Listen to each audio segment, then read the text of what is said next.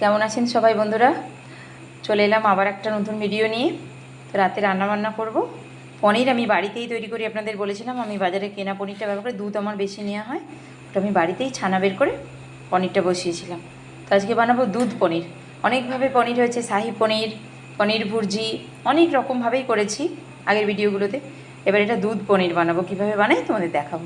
পনিরটা বের করে নিয়েছি, ফ্রিজে ছিল, বের করে নিয়েছি। বাকি জিনিসগুলো আমি রেডি করি, দেখাবো কীভাবে বানাবো। তো বন্ধুরা দেখো, মোটামুটি সব রেডি করে নিয়ে চলেছি। কী কী মশলার মধ্যে দেব। পেঁয়াজ নিয়েছি আমি 4টে বড় সাইজের, মিডিয়াম সাইজের পেঁয়াজ নিয়েছি। আদা কুচি নিয়েছি 1 ইঞ্চির মতো, রসুন নিয়েছি। এগুলোকে কড়াইতে হালকা নেড়ে আমি তারপরে এটাকে মিক্সিং বলে দেবো, পেস্ট করবো। তার আগে চলুন একটু ঘি দিয়ে দিই, গাওয়া ঘি।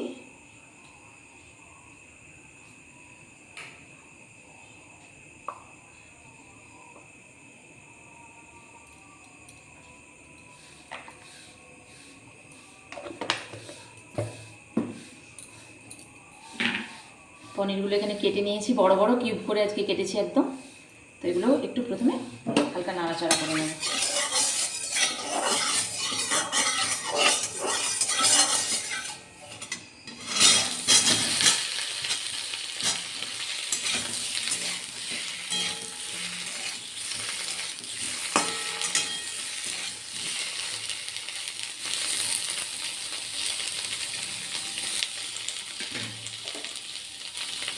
পনিরটাকে বেশি ভাজবো না, হালকা করে ভেজে নিয়েছি, এবার নামিয়ে নেব।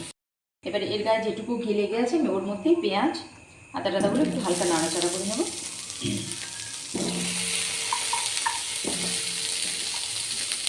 রসুনটা খুব বেশি আমি দেবো না, অল্প 2-4 করে দিচ্ছি। এইভাবে হালকা একটু নাড়াচাড়া করে ঠান্ডা করে মিক্সিং বলে নিয়ে নেবো ওটাকে। অল্প 2 পিস টমেটো আমি অ্যাড করেছি ওর মধ্যে, স্মুথ পেস্ট বানিয়ে নেব। আর একটু ভালো নাড়াচাড়া হয়ে গেছে, এবার আমি নামিয়ে নিচ্ছি এটাকে, ঠান্ডা করবো। আমি মিক্সিং বলে পেস্টটা করে নিই, এটা ঠান্ডা করে এই যে মিক্সিং বলে নিয়ে নিয়েছি। আর কয়েকটা কাজু, অল্প 4 মগজ আমি ওর মধ্যে দিয়ে দিচ্ছি। ওটা দিয়ে আমি স্মুথ একটা পেস্ট বানিয়ে নিই। তো বন্ধুরা দেখো, স্মুথ একটা পেস্ট বানিয়ে আমি নিয়ে চলে এসেছি। এবার প্যানটা আবারও জ্বেলে দিচ্ছি আমি। প্যানটার মধ্যে আমি আবারও 1 চামচ মতো গাওয়া ঘি দিয়ে দিচ্ছি। ঘিটা মেল্ট হবে, ততক্ষণে ওর মধ্যে আমি এলাচ, লবঙ্গ, দারুচিনি দিয়ে দিচ্ছি।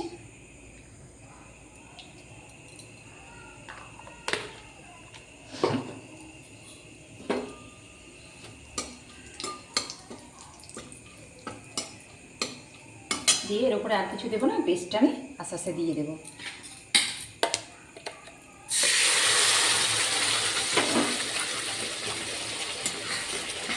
এটা যতক্ষণ না কাঁচা গন্ধ যায় ততক্ষণ এটা কষাবো।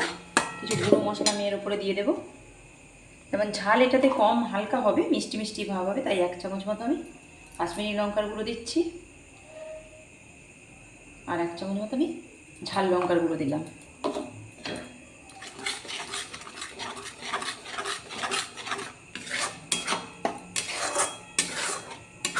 এইভাবে এটাকে একটু কষিয়ে নেবো কাঁচা গন্ধ যাওয়া পড়ে। তো বন্ধুরা দেখো, এখানে আমি একটা বাটিতে হালকা গরম জল নিয়ে নিয়েছি, আর আমুলটা আমি ওর মধ্যে দিয়ে গুলে রেডি করে নিচ্ছি।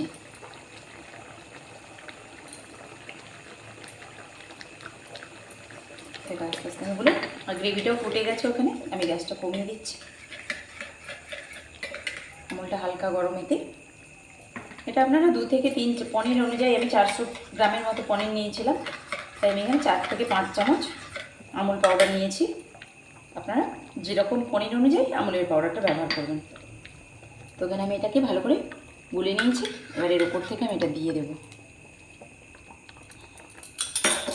আর অল্প মিষ্টি দিয়েছি একটু স্বাদ মতো। এবার এর উপরে থেকে পনিরগুলো আমি দিয়ে দিচ্ছি আস্তে আস্তে। বড় বড় কিউব করে কেটে নিয়েছি।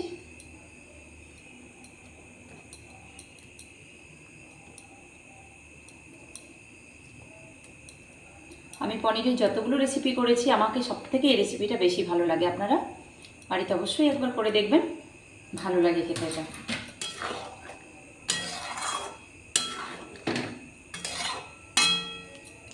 পনিরটা দেখতে এরকম হয়েছে, একবার শুধু ফুটিয়ে নেব, নিয়ে নামিয়ে নেব। ভালো রাখার জন্য আমুলের বাটার আমি অল্প একটু দিয়ে দেবো এর মধ্যে। দেখো গ্রেভিটা পুরোপুরি রেডি হয়ে গেছে। উপর থেকে আমি একটু গরম মশলার গুঁড়ো আর কাসুরি মেথি হাতে ঘষে নিয়ে একটু উপর থেকে দিয়ে দেবো আমি এটা।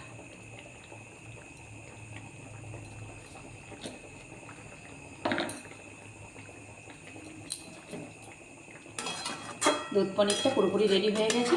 এটা খেতেও দারুণ হয়, পনিরটাও খুব সফট থাকে। এখানে পনিরটা খুব বেশি ভাজা যাবে না, একদম হালকা করে ভাজতে হবে। তো তোমরা বন্ধুরা অবশ্যই একবার বাড়িতে বানিয়ে খেয়ে দেখো। তারপরে আমি নামিয়ে নেব। বাটারটা শুধু দিয়ে দিই ওপর থেকে, এই যে অল্প একটু বাটারের মধ্যে দেবো, যত ধীরে ধীরে মেল্ট হবে। আমি আঁচটা বন্ধ করে দিচ্ছি এবার পাত্রে। আমি তারপরে এটা নামিয়ে নিচ্ছি।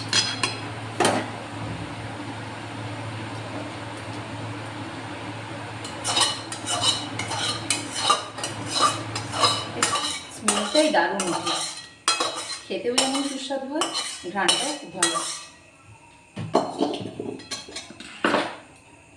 তো দেখো বন্ধুরা আমার দুধ পনিরটা কেমন হয়েছে, তোমরা অবশ্যই কমেন্ট করে জানাবে কেমন হয়েছে।